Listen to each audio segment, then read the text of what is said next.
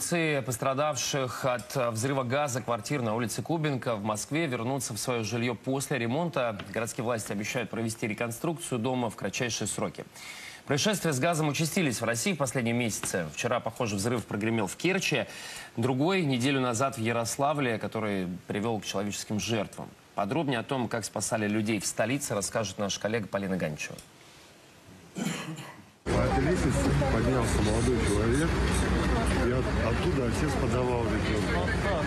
И вот он еле-еле уцепил ее, и вот спустили. Спокойно ждать, пока на место взрыва приедут спасатели, становилось все опаснее. Начали помогать своими силами. На верхних этажах оказались заблокированными дети. Мы с моей сестрой сидели, мультики смотрели.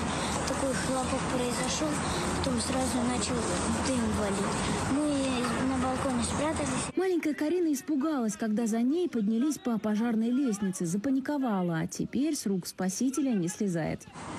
А тебе было страшно? Да. А с дядей было страшно?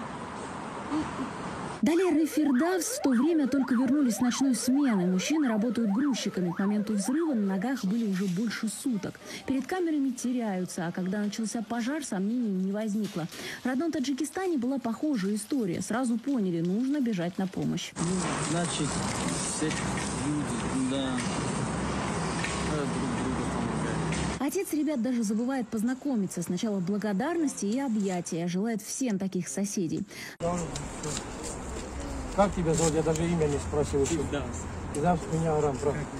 Спасибо тебе за все. Чтобы таких людей очень много было. Вот такие вот люди, как говорится, есть, помогают всем. Вот так вот получается.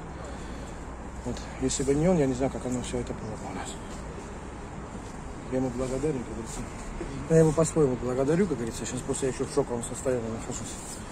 День-два я всем приду, как говорится, обязательно увижу, как говорится, и все, с собой, как говорится. Вот, дядя, который тебя спасал.